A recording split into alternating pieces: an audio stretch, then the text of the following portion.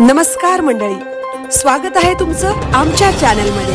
आवाज महामुंबईचा, शोध बातमीचा, कौल मनाचा। चला तर मग आमचे चॅनल लाईक करा, शेअर करा आणि सबस्क्राइब करा। धन्यवाद। सर्व शिवभक्तांना दुसऱ्या श्रावणी सोमवारच्या हार्दिक शुभेच्छा। आज दिनांक 24 ऑगस्ट 2026 श्रावण शुक्ल द्वादशी आणि श्रावण महिन्याचा शिवभक्तांचा दुसरा श्रावणी सोमवार। आजची शिवामूठ तीळ महादेवाला अर्पण करून आज आपण पाहत आहोत सुमारे 700 ते 800 वर्षापूर्वी पासूनचे गाडी नदीकाठी स्थित ऐतिहासिक स्वयंभू श्री गाढेश्वर शंभू महादेवाचे शिवालय। आणि या सुमंगल दिनी आपण पाहत आहात आपल्या आवाज महामुंबईचा बातमी वाहिनीमार्फत श्री गाढेश्वर शिवमंदिराच्या शिवालयाशी संबंधित रेखाटलेली ही चित्रफीत। आज स्वतः या शिवमंदिराचे सर्वेसर्वा श्री सुधीर कांडपिळे सरांमार्फत गाढेश्वर मंदिराचा संपूर्ण इतिहास आपल्या सर्वांपर्यंत पोहोचला आहे।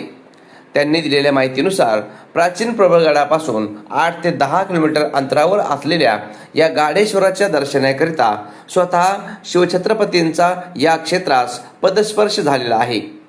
त्याच्या तशा ऐतिहासिक खुणा इथे उपलब्ध आहेत।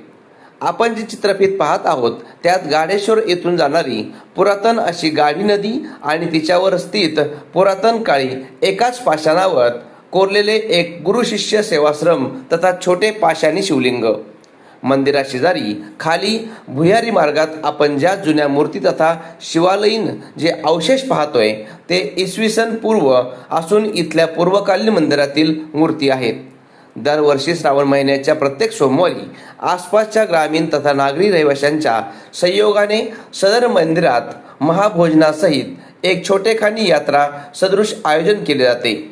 या वर्षीच्या आजच्या दुसऱ्या श्रावणी सोमवारानिमित्त पनवेल तालुका इको रिक्षा चालक मालक संघटनेचे अध्यक्ष विजय भाऊ पाटील, उपाध्यक्ष दीपक नावडेकर, तालुका अध्यक्ष अंकुशजी पाटील, नाका प्रमुख गजानन भागवत आणि संदीप भगत आणि केवाले उपसरपंच कांचन पालकर यांनी सत्यनारायणाच्या महापूजेचे आयोजन केले।